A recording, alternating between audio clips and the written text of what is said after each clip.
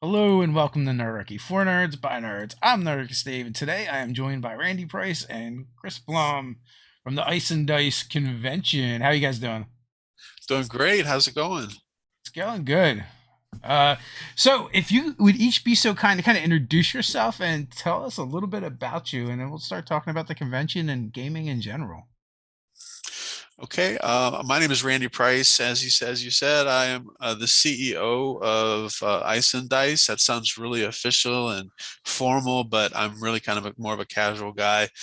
As far as what Ice and Dice is, it's an indie and third-party publishing focused convention.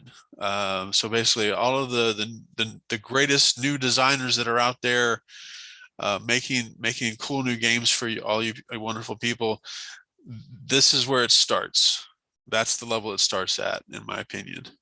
So before the little fish could become big fish and become like Dungeons and Dragons or Paizo or Wizards of the Coast or that level of grandeur, they started off a little smaller, and that's what we're trying to help people with is getting their foot in the door so that they can achieve their ultimate success and thrive in this industry. Yep. And I'm a mechanical engineer, and I guess more relevant to this conversation, though, avid gamer. Recently, I've been focusing more on board games than RPGs, which I kind of regret, but it's all fun.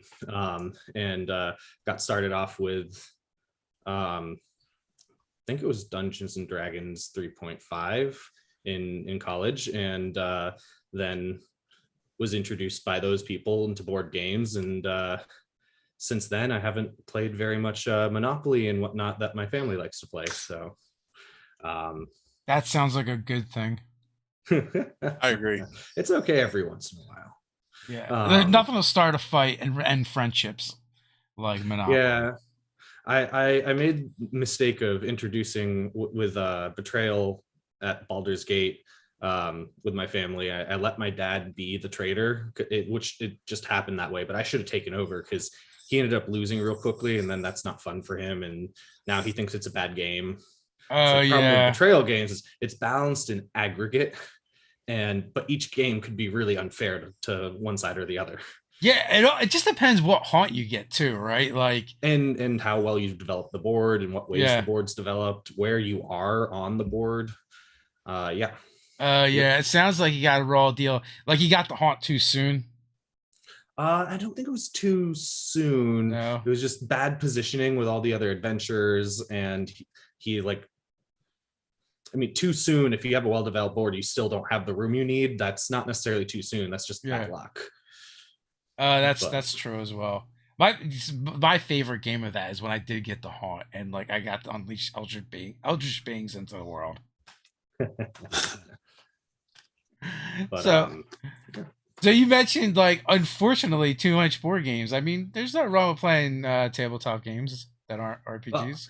it's more that I miss the RPGs, and Oh. haven't made the effort to start well, running, or even just playing in a game. My girlfriend has her weekly game, and I'm more into gaming than she is. So you'd think I'd be the one who's going out. And anyways, she likes gaming too. I shouldn't speak bad of her great gamer credentials. Uh, So you why not just glom onto her game?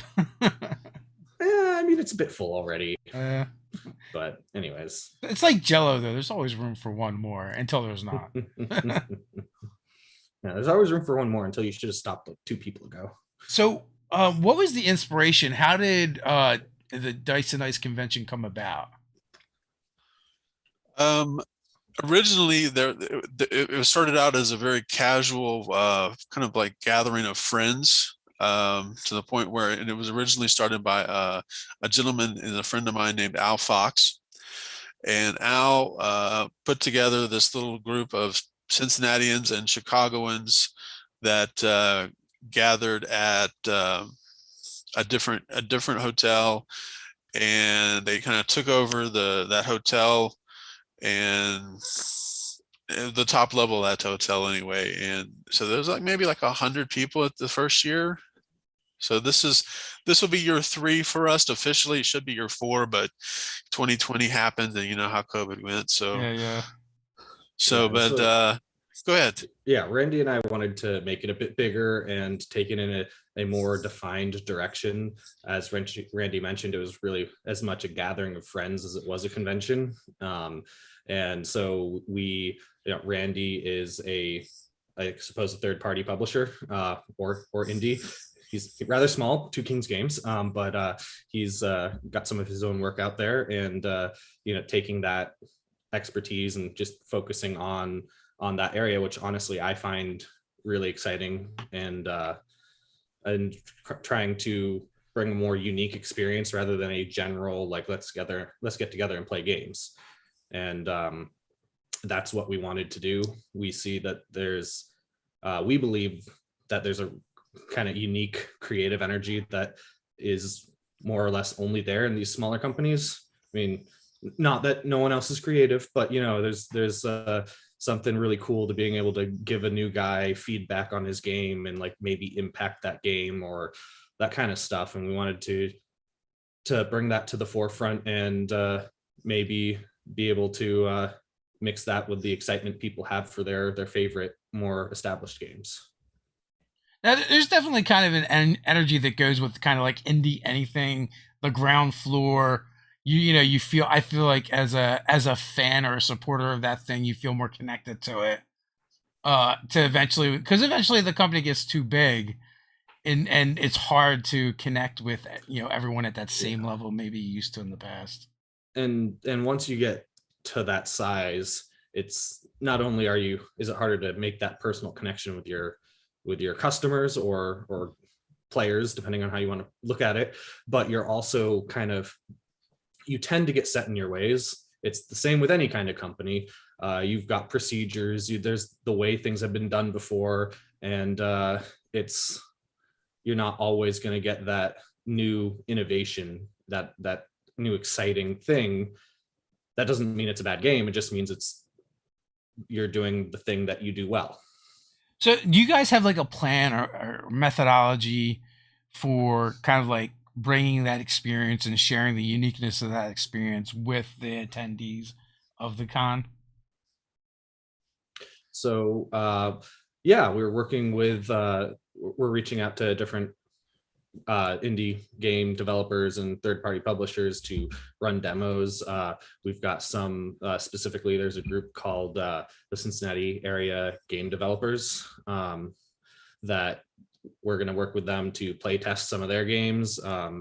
That's the one specific group of multiple people I can call out, but we're hoping to emphasize that experience and let people have both the interaction with a new game, but also the interaction of giving feedback, because again, I really love that experience. I think it's the neatest thing in the world to talk to a developer, and not only talk to them, but like know that it's possible what I'm telling them might actually affect something with their game design.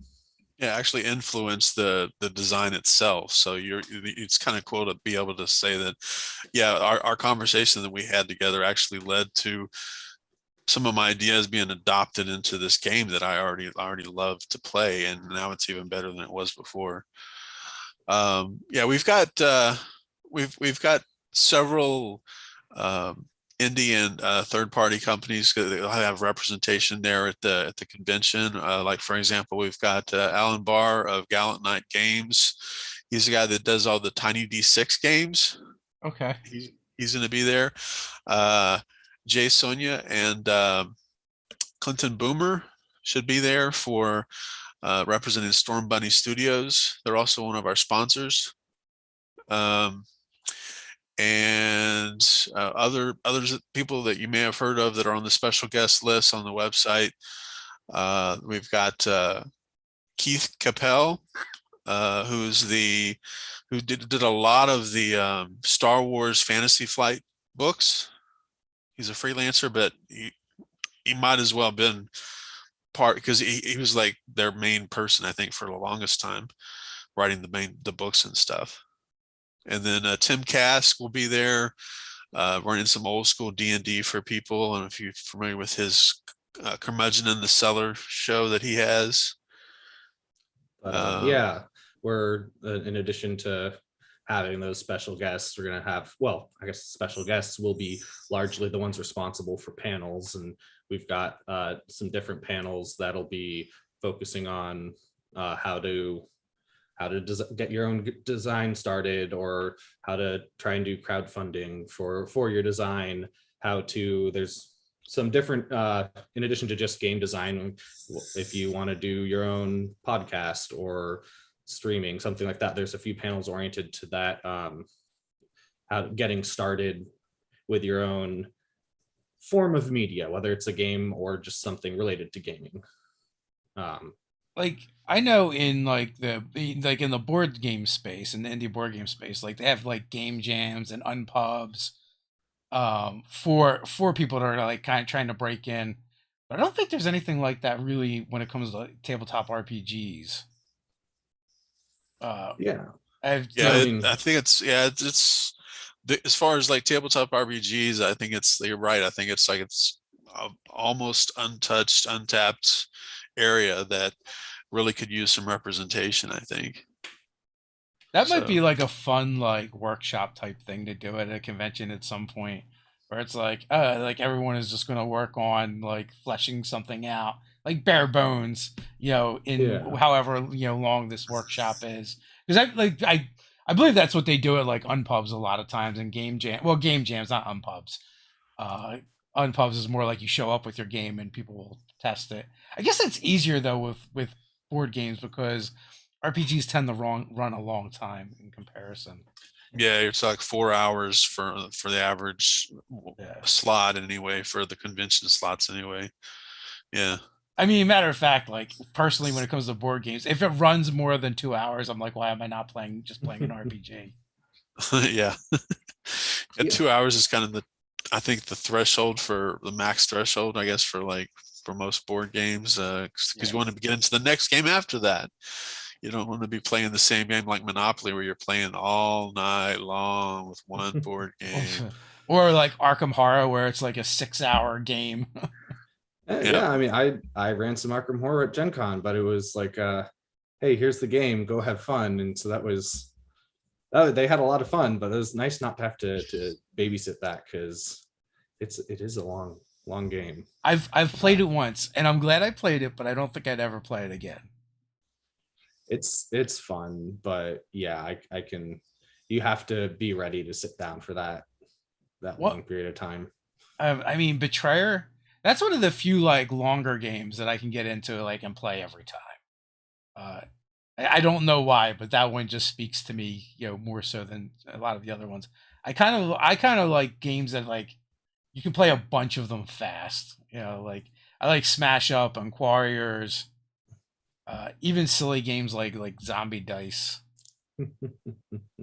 Yeah, I think I remember Zombie Dice from the when it was in the playtesting hall at Gen Con, or maybe that was something else that was just similar to Zombie Dice.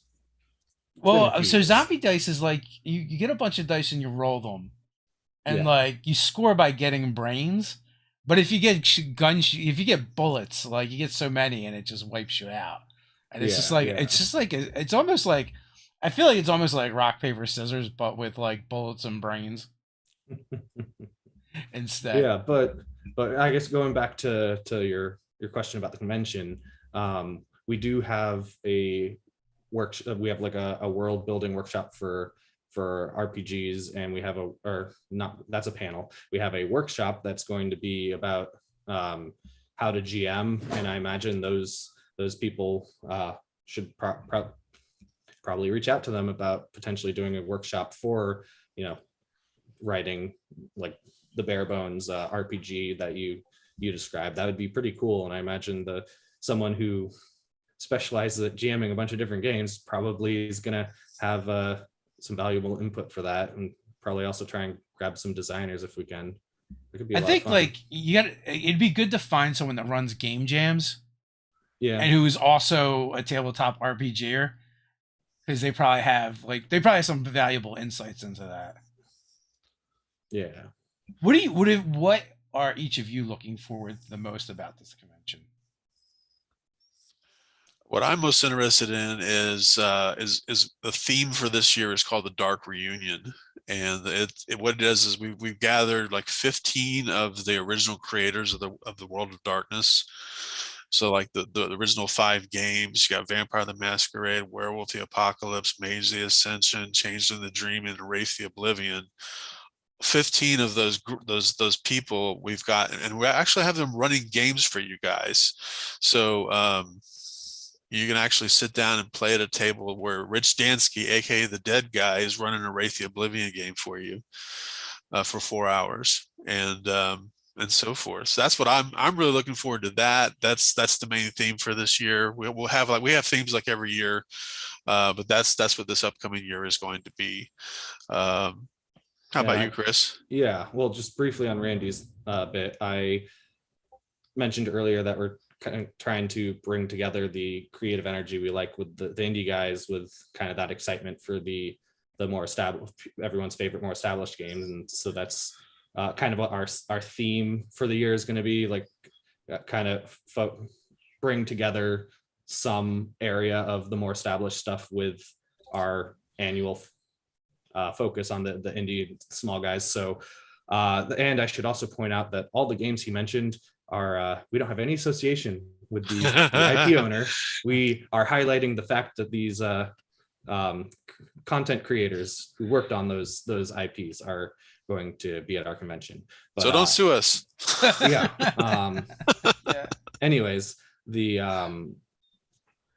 well, I might be a little bit of a broken record, but really the play testing and demoing of the indie games is something that I'm really interested in, and I am going to be working very hard to make sure that goes well, because I think it's a really amazing experience, and I'm hoping to make sure that I have some time to get some play testing in instead of just running the convention all weekend.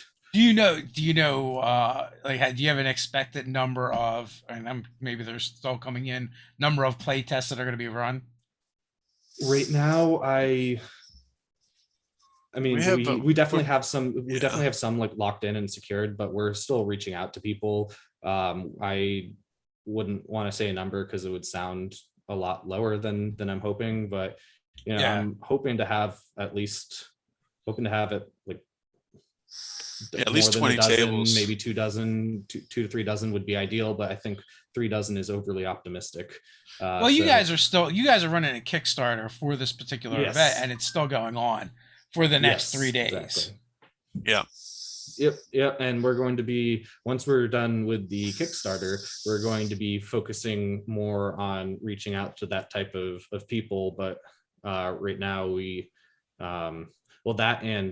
made the possible mistake of thinking we'll start our Kickstarter right before Gen Con so we can promote it at Gen Con.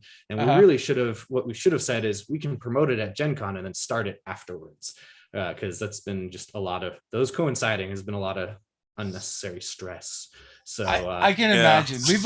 We've only run one Kickstarter, and it was like during I don't know what part. I guess it was towards like the end of it that we were at Gen Con, and it was like the Kickstarter was wrapping up. So I think what we ended up doing is getting like postcards with QR codes on them made, and just like handing them out wherever we could. Yeah, we did that. Chris made some for us, and we did have that on the table for our headquarters table. So we did have that. QR codes take you straight to the Kickstarter page. But we could have, I suppose, handed them out more. Got someone handing them out for us at the Ren Fair, only when people buy a board game at the Ren Fair, which works because means people will be interested. But so you guys also have the creator of Vampire that's going to be there as well. That's pretty cool. Yeah, Mark Reinhagen. He's going to be running a special Vampire game for up to 5 or 6 people, and it's going to be his first ever vampire adventure that he wrote back in 1989, 1990 for Vampire the Masquerade. So it was like his pilot, so to speak, adventure that you'll have a chance to play in, and that one is going to be actually recorded, so you can actually make yourselves immortal, should you wish to, if you want to be a part of that. Oh, nice. Um, so is it going to be recorded or streamed? We're gonna try to do both. We're gonna try to stream it, and then it's gonna be recorded and played back on Maximum Roll Entertainment's their website after the fact, as well as our own iceanddice.com website. Streaming at events can be difficult. I know from experience. Yeah, if you don't have a hard line internet connection, it's not so easy. We had tried doing that at I think it was like at Gen Con, and like getting a hardline internet from there is like, I think that line is made out of pure gold. I'm not entirely sure, because like the amount they charge, it was like $1,000 an hour or something ridiculous. Oh wow! I'm like, I am in the wrong business for sure. That is crazy. I thought you were gonna say for like the whole con. It's like no, it was. If I'm being hyperbolic, it is only mildly so. Yeah, I know it's several $100s for, I don't know how many amps of power, but that's over, like, that's not per hour or anything. That's like over the entire convention. Yeah. And then like, big places like that, it's hard to like get signals in them sometimes too. So it's not even like you can. So it's really hard to come up like with an alternate means. Yeah, I think their 50th anniversary, which was what, 2018, 2019, I don't remember. That was, I think, their biggest year. And forget Wi-Fi connection or internet, couldn't get a phone connection sometimes. There's too many people there. Tech problems. Tech is my bane of my existence sometimes. Yeah. So rumor has it Nerdarchy will be at this convention. Yes, you guys. I'm hoping you personally will actually be able to join Ted and Doug there. I don't know. That's going to be your call ultimately, but yeah, we can make it happen for him, right? I think we can make that happen, and of course, like, we'll be running games. So I mean, it's kind of like what we do. Yep. And yeah, whatever you guys wanted to do. Did you want to like stream stuff if that's a possibility, or would you rather terrible? We are terrible at taking things on the road. And you know what it is like? It is a whole different setup from doing like streaming from like we're doing now to streaming, on the road, generally, because we've dipped our toe in it a little bit in the past, and it has not been great. Matter of fact, in 2019, we decided we were going to do our own convention, and the timing was not great. And we were actually going to pay Bill Allen to come out and do the streaming for us, because that's what he does. Like, he runs the streaming. I don't know if you guys are familiar with Bill Allen, but he runs the streaming at Gen Con. Oh, wow. Yeah, so he's like an AV teacher at a high school. So like he shows up and it's crewed by his students and like the faculty and the staff. And it's kind of cool because like a lot of times like he'll start off the events and like he'll like call out the different kids and like say how much actual like hours they've had broadcasting and doing this stuff, and it's like really impressive. Like they're gonna leave that high school with more experience than most of the people coming into the market that have probably graduated from like college. Okay. So it's pretty cool. Yeah, but yeah, like I said, we've tried it in the past, and it is very difficult. We just don't have the setup for doing live stuff like that. We one year at Gen Con, we brought like all of our gear and set it up in our hotel room and brought people back for like interviews and stuff. And it was like, we had to like take the couch. We took the couch in the fold out bed couch in the room and put it up on the bed to kind of like make a set. Wow. It was very chaotic. We did like 22 or Those 23 interviews in like 3 days or something. I wouldn't be surprised to have heard you broke the bed with putting one of those on it. This thing's Well, weigh I a don't know if ton. we got our deposit. We get charged anything. So if it broke, That it was worked well out. after we got there, after we left. So it's all good. Yeah, that was a pretty chaotic Gen Con, and we had like decided to do it like last minute. We're like, let's try this. But honestly, on YouTube, that kind of stuff doesn't do as well as you would think too. It's like it's weird because you get people on that like you're excited to talk to an interview, and you kind of assume everyone else will be, but like the more general population fans, they just don't seem to care or know who anybody is. Yeah, well, I mean, if there's, I feel like for most people, unless you're really into the gaming hobby or industry, you're gonna get more interest from a game, like, oh, I want to hear about this cool game, than necessarily hear about the hear from the creator themselves, unless you already like something they've worked on. Like a good example would be like having Merles or Perkins on garners like a fraction what like having Colville on it does. Yeah. And I'm like, but these guys made the game you play. Yeah. So that there's some lessons are hard learned. There'll be a lot of that at Ice and Dice. There, we're going to have a lot of author created, both RPGs and board game designer, board game designers there. So yeah, back to your question a little while back about demos. If I may, Randy, real quick, I just realized that I might have made it sound different than I meant. When I was saying like 1 to 2 dozen, I was thinking of just the play tests, and I think your question might have been geared to demos and play tests. I think we're hoping to both categories combined should be a much higher number. Yeah, I think both combined will probably be close to 100 probably. As far as just the board game demos, I'm thinking that maybe and I might be exaggerating. I don't have an exact number. I think Randy's might be a little overly optimistic there, but we'll aim for 100. I'm very enthusiastic about this. I can't help it. But yeah, so there's like, so far I'd say that we're gonna have probably about 20 tables that's focused and aimed at what you're talking about, and that's for the whole convention. So that's 6 to 8 people there times however many slots there are. So yeah, it should be a good. It's definitely the focus of the convention.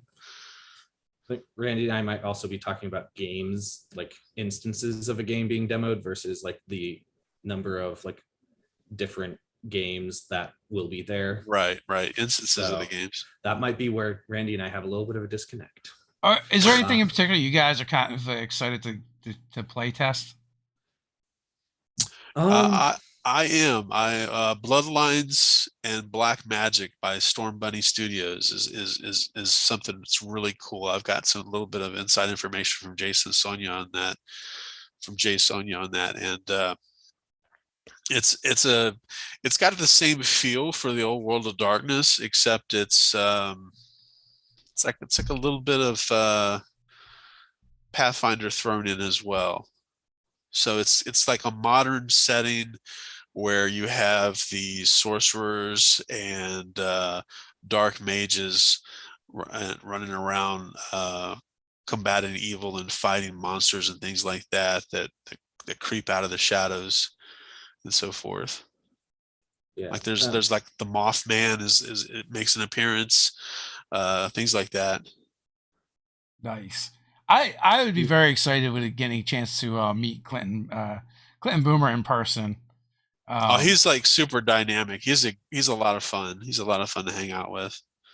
Well, yeah, I know him. I actually know him from Dungeons and Dragons PSAs on YouTube from back in the day. I don't know if any of you are familiar with that or remember those. Was that like 3rd edition or something? Yes, like it was 3rd edition. Ago? Yeah. I bet they're still up. You should look them up at some point. And I think he was one of the main creators. And also he played the sorcerer Hennick. So like he was always in the videos with no shirt on, just wearing like a leather harness. Okay, I remember that. I remember the iconic character Hennick. Yeah, I remember. And he's like his little. Did he actually like come up with like little dragon tattoos or that are like surreptitiously placed over his nipples or something, or like the character did in the books? I don't know that he did, but you can go check, because I just looked it up on YouTube and they are still up. And there's like tons of them. There was like a half a dozen to a dozen of these college kids that were involved with it. Uh-huh. And oh no, okay. So I just brought it up, and it's literally him wearing like, it's not a leather harness. They're just leather belts strapped around his midsection. The belt, the one belt covers his nipples, and the other one is just lower, and it's kind of hilarious. Okay, so it's like he went out to JCPenney's and just bought some extra like brown belts. Yes, pretty much. Awesome. And I remember them because it must have been like 20 years ago. Like we would like share them in our D&D group. And then he's gone on to be prolific as far as creating content for for different companies. So really, I just want to bust his chops about D&D PSAs more than anything. I'm sure he'd get a kick out of it. He's a good sport. Oh yeah, I've talked to him on social media a few times. I'm trying to convince him to come on the show as Hennick. Maybe I'll get him to see if he can cosplay as Hennick for the convention. Maybe. There you go. How about that? Maybe he'll have the belts and stuff. Even it'll be a really poor cosplay, but we'll buy you some tattoos, some fake tattoos to put on. Yep, some dragon tattoos. Yeah. I also imagine that would be a very chilly cosplay in January. Well, once you get inside, it's okay. It's climate controlled inside. But yeah, walking outside in that, yeah, he would be able to cut glass with things. Yeah, he would definitely. Yeah. But so anyway, so is this the first time you guys kickstarted this convention? Yes. Yeah, it is. We like I said, we're trying to make it bigger and actually have some direction to it, which costs more money, and so that's we've put personal money into it, and we could definitely use a little bit of help to make it as great as it can be. Yeah, so what is the rundown, like kind of the schedule for the weekend, and how many days is the convention? It's Friday through Sunday. Starts off at noon on Friday, although you can get there either Thursday night or early Friday morning just to pick up your badge, so you're not waiting. Everybody's waiting in line at the same time. Then it's going to be then the VIPs will have first access to the vendor hall and the artist alley. And then about 30 minutes later, we'll open it up to everybody, so that you can go and get your swag and your loot from all the vendors that are going to be there before the games start. And then the games will begin about 2:00 Friday, run to about 6. And the vendor hall will be open from like 9 a.m. to 6 p.m. on Saturday, and then open to the public from 2 to 6 on Friday, and then from 9 a.m. to I think 3 p.m. on Sunday is what the vendor hall will be open till. Without getting too much into the details of the timing of every single thing, we're gonna have panels running throughout the convention. We haven't finalized the exact schedule of panels at this time, but then we're gonna have some different groups running events. We've got a Vampire of the Masquerade LARP on Friday that's being run by some professors from University of Cincinnati, and that'll be themed around the Art Cincinnati Art museums. Museum. Yeah. And then we've got the Tabletop Gamers, is Gamers with a Y, is one of our charities that we're going to be partnering with. They're going to be hosting a meet to greet social event that's open to everyone. It's not just for the LGBTQ community, but it's Yep, allies are hosted. welcome. Yep, hosted by the Tabletop Gamers. That's on Friday, and then Saturday there's a Changeling LARP, and there will be a cosplay contest. Hopefully, some people will see some interesting things there. Not going to be anything as big as the one at Gen Con, I assume. No, because probably they're not anything near the size of Gen Con. You will hear me comparing myself to Gen Con because we were just there, and not because we think that we're anything close to what Gen Con is, because they're just on a completely different level. But they got like 50 years on you. Yeah, Yep. It's 50 years. Who cares? But yeah, we're gonna have a head start. We're gonna have the VIP games that Randy mentioned. Ranchin. Okay. So Randy mentioned earlier, and so those are when we say VIP games, those are specifically the special guests. One of the special guests is running the game and doing something a little special, and that's will be available in the pre-register. Any that don't sell on tickets that don't sell on the Kickstarter will be available in the pre-registration that VIPs can sign up for. But those are mostly like one event for the whole day. So that's something that's very limited. If people are interested in that, they should check out the Kickstarter. As soon as possible, because each of those only has like 5 to 6 seats in it. So yeah. Then we're gonna have a dinner on Saturday for that you can get with a VIP ticket badge, and it's not included with the badge. It would be in addition to, but that just have an opportunity to have dinner with, and not just be in a panel and meet some of the special guests that way. But if you're interested, you can sit down with your favorite gaming celebrity that we have there for like 2 hours and have enjoy a meal and a conversation with them. Yeah, and we'll do our best to get you with someone you want. It might not be your favorite. I mean, there's only seats per table. There'll be signups on tabletop events. We're going to use tabletop events to organize the who goes where, so to speak. So what you do is you have to cut out the center of the table and you just stick them in the center. This way you can optimize the number of people per table. Put them on a lazy Susan where they can slowly spin them around.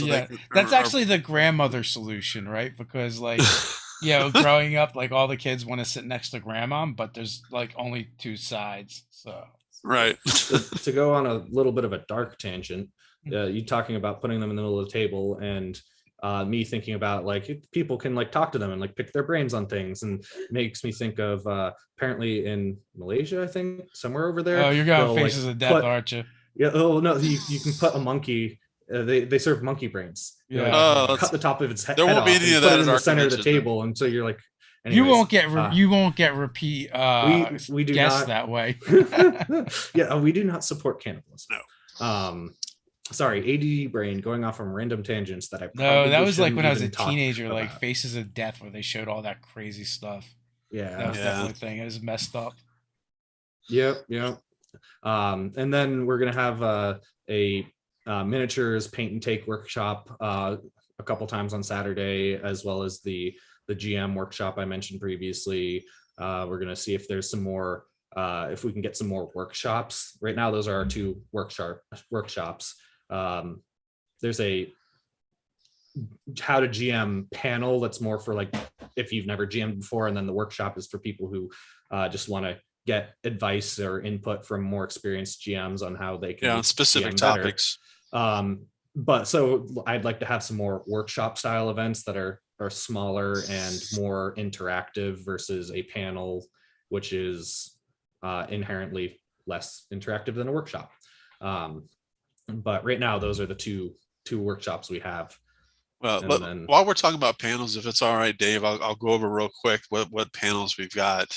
Sure. So there's going to be 2 of the Dark Reunion panels because we can only fit so many people on the stage at one time. So that we have to split those up into 2 different panels.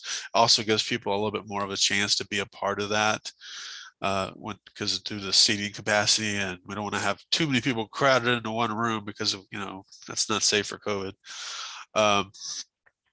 So we're going to have the world building panel. That's going to be 2 back-to-back segments. That's going to be by a gentleman named Jim Dealey. We're going to have, as well as a Lost Lorn panel. That's Mark Ronhagen's new game baby. So most of the Lost Lorn crew, the creative team that's creating Lost Lorn, will be there at the convention. And we're going to have, like I think was mentioned previously, how to succeed at crowdsourcing, how to create and market your own board game, making it as a gaming artist, which is not easy to do in these times, developing your first video or computer game. We're going to have a lot of guys that are there that can speak to this. The third party guru person for Travis Williams, who works for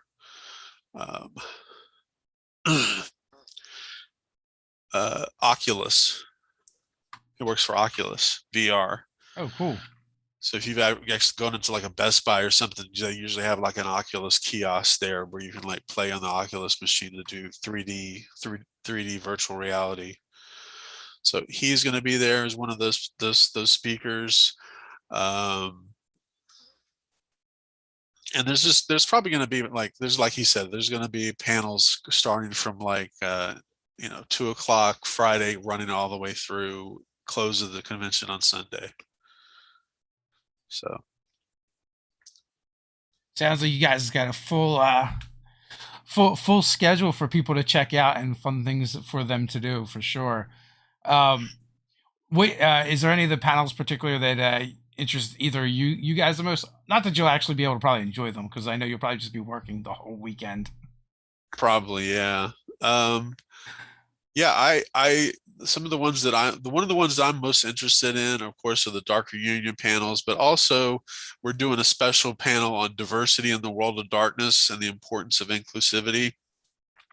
Because in my opinion, I mean, some of the newer companies might have been given credit for starting inclusivity and diversity out there, but in my opinion, it all started with the world of darkness. There were people of color represented in the world of darkness. There were alternate lifestyles represented in the world of darkness long before what is like being praised nowadays, which is still a good thing, of course. But I think that they were the first ones to actually get their foot in the door and actually caring about that sort of stuff, as far as a publishing company goes, anyway.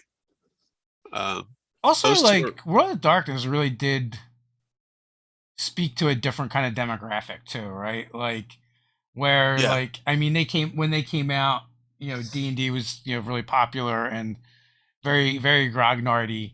Where I feel like when World of Darkness came on, it probably appealed to a much younger audience and more like college age kids and high school kids.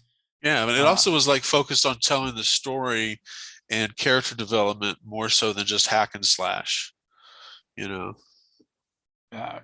I must confess, I was not a World of Darkness player. We like tried it a couple times at our table, and it fell a little short for us just because there was like so much cool stuff of World of Darkness, and like we could never pick like one.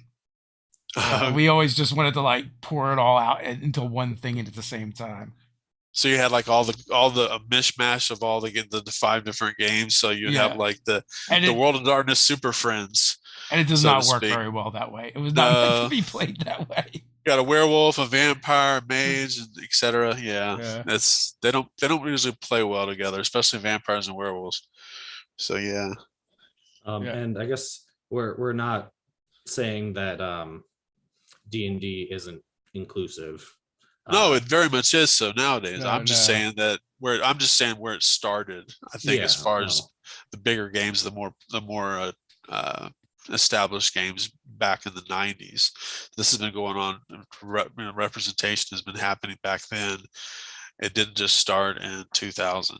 So Yeah, the gaming industry as a whole has really come a long way since I started. Right, like I started pre-internet, as I'm sure you did as well, Randy. So oh yeah, I my first D&D game was in 1983 with the red box sets. So yeah, which I think is probably common to a lot of people's stories and how they got started.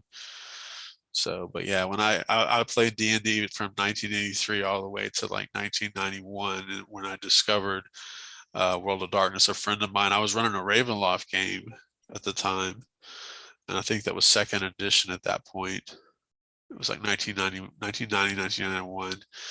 And a friend of mine said, "Hey, have you heard about this new game called Vampire the Masquerade?" And I'm like, "No, what? Tell me about it." And it just blew me away of how cool it was. it's You could like play a it's vampire. Ravenloft, but all the time. Yeah, but you could play the vampire. You're not just fighting the vampire. Yeah. So yeah. Nice. What about you, Chris? How'd you get started? Um, I mean, just gaming in general. Yeah. I'd say that, yeah, just RPGs always seemed like a cool thing. Like, why not play video games in real life? And finally, well, like at college, as I alluded to with my family playing Monopoly and my family's not huge gamers, but it's like, hey, if there's people who play this here, I'll go give it a try. And think I can't even remember some of the different systems we played, but definitely started with D&D 3.5 was definitely one of them. And from there, the same people who were playing those were playing board games. So, the stereotypical ones, Catan, Power Grid, some of the really popular things. And after graduating college and having my own money to spend, I've been branching out into some of the more smaller guys, the more less established, where I don't necessarily haven't seen it. When you don't have a lot of money, it seems like a good idea to spend money on the things that are kind of tried and true, because if everyone likes it, I'll like it too, right? And Yeah. Well, also too, it's just like accessibility in the sense that you have more players that are willing to play, yeah, a more popular game. Like if you say D&D, it's a lot easier to find players than if you're like, hey, how about a Powered by Apocalypse game that no one's really heard of. People are less likely to jump in on that. yeah. Even though like those games are like a lot easier to like pick up and start playing than D&D. Like D&D is like one of the hardest games to start with. Yeah. I own so much RPG material that I haven't actually run. Oh yeah, But the Shelf of Shame. Sure. I got into Dungeon Crawl Classics and Savage Worlds, and like I try, but yeah, if you run D&D, it's like you can definitely, and the two games I mentioned are by no means small games, but it's they're big guys in the industry, but you go to like Pathfinder or D&D, and it's like people will throw themselves at you to play, and you don't quite get that with most other games.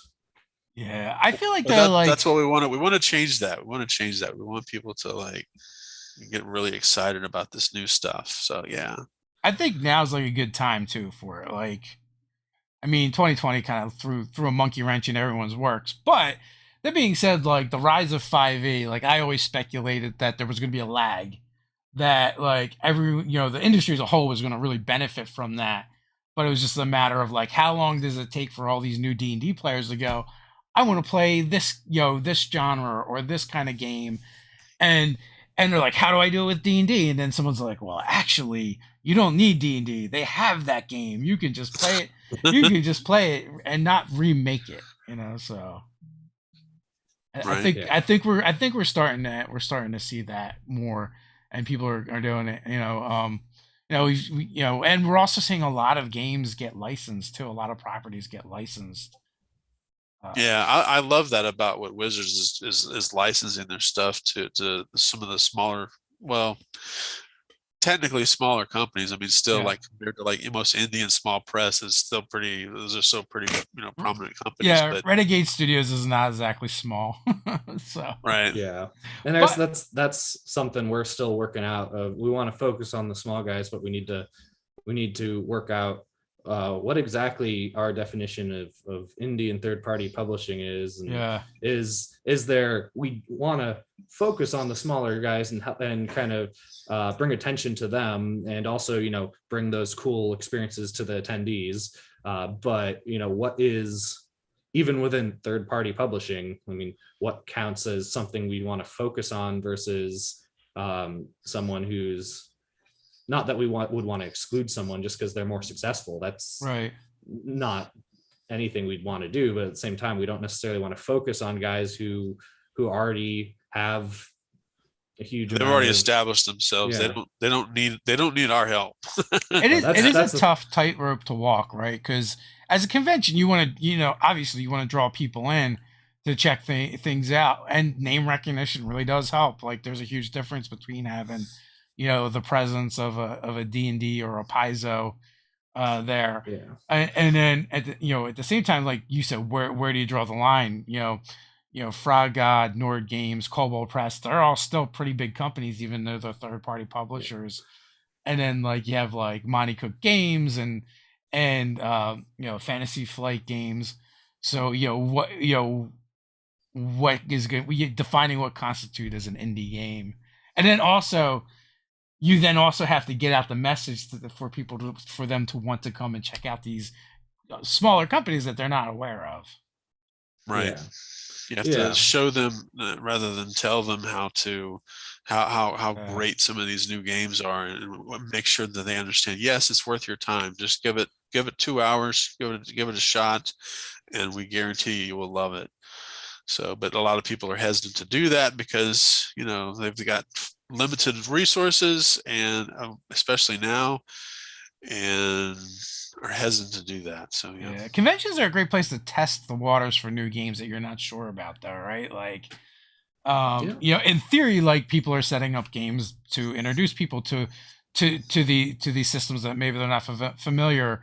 Especially if you're a smaller company or it's an indie game you're running, that should definitely be like in your mind that both a lot of people you have coming to the table may not be familiar with this game, so you're kind of like the spokesperson for it, or the advocate for that system. yeah, the organization that Chris and I are with in Cincinnati that's what they excel at doing. So like, for example, I can run some of my two keys games stuff over there, and even though it's for D&D 5e or Pathfinder second edition, it's created by a third party publisher like myself, and kind of has a little bit of a different flavor to the game style than what Wizards might produce. It's still just as polished, in my opinion, but it's just a little different. So Well, and that's kind of like the great thing about third party publishers, indie publishers, is even if it's like an open license system that you're familiar with, you get to see another take on it. right, exactly. Yeah, so that's definitely a cool thing. So, what are some of the products that you put out?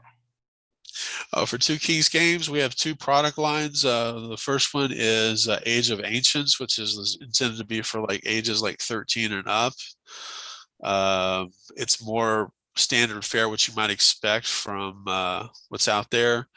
But we also have a product line called Little Feet, which is for families, for parents to run for their kids, to try to introduce new players and new DMs into the gaming world. So What are some of the methodologies that you used in order to introduce families, and maybe I guess you're targeting like younger gamers? yeah, ages like 6 to 12. Little Feet is geared towards 6 to 12-year-olds and their parents running the games for them. As far as methodologies go, each of the chapters is geared to be run in like 1 to 2 hours, because when you're dealing with a 6-year-old especially, you've got a limited attention span there. Yeah. about an hour and a half is their limit. And after that, if you can hold their interest for that long, you're doing a good job. So yeah, so basically each of the chapters is geared towards lasting about an hour and a half, maybe. If there's a big fight or something, maybe an hour and a half. And so you can run these games between dinner time and bedtime during the week for your kids.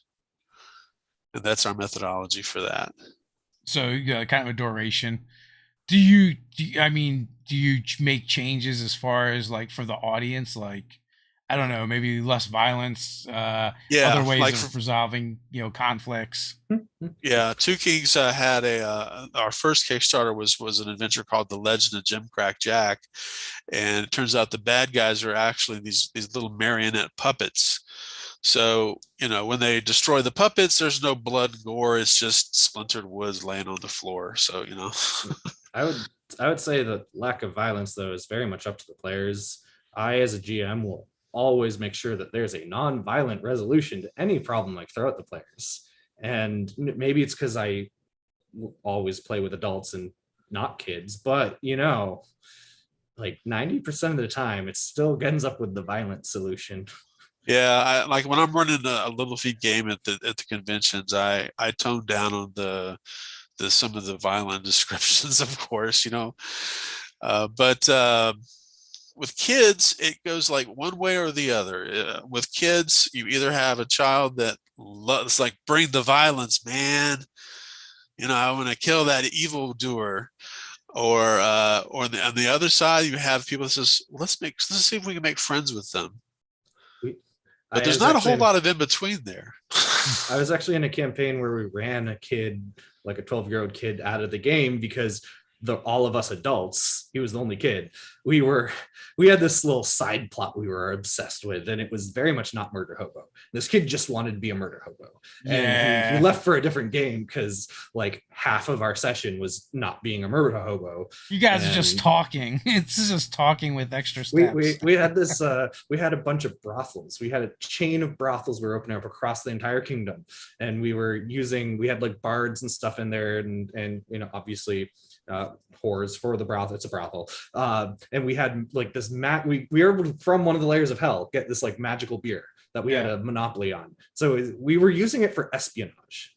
So magic beer and brothels. Note to self: do not leave kids with Chris. Yeah. It's the next. We didn't get into the mechanics of how the brothel worked. We were just managing it from a high level. Yeah. But yeah, in hindsight, maybe not the best. Yeah, no. Kid-friendly there are thing. no beer and brothels in Little Feet. I promise you that. That sounds like it would be an interesting game, but not for kids. Beer and brothels. There you go. Yeah. Yep. I mean, that sounds like it could just be its own game, right? Like, not even. Yeah. Does that board game exist? Can we make that a thing? I'm on board. Beer and brothels. So we are coming up on the hour mark. Final thoughts before we head on out? Wait, what is the one thing you want people to know about this convention and why they need to be there? Chris, you want to start with that? So I have a strong belief that with Indian third publisher and specifically the smaller guys, there's a chance for you to make a bigger difference, and that both means for the literal opportunity to make a difference when you play test something, but also when you support one of these guys, it matters a lot more to them. If you're just a number, when you purchase something from like Wizards of the Coast or something like that, and that's not a bad thing, but I appreciate the ability to make that larger impact. That's kind of what we're hoping to do with this convention as a whole, and I hope that other people will resonate with that idea. Right. As far as myself, why you should come is if nothing else, if you're into the world of darkness, this is the convention for you. You will see and meet and play and spend a decent amount of time with these creators. This is the first time they've been together in North America at a convention in 20 years. So I'm not sure how much longer that's going to happen. if that's going to happen again anytime soon or not. But Hopefully please support our Kickstarter. hopefully we'll find something equally cool for next year to catch people's eye. I've already got some ideas, but we'll leave that for next year. All the darkness is going to be there, so you're going to want to be there. So, as always, folks, links are in the description. Check it out. Support the Kickstarter. Come out and hang out with us in Cincinnati. It's going to be a lot of fun. Conventions are a ton of fun. And until next time, stay nerdy. Thanks for having us. Have a nice Yeah, thank you. day, week, whatever.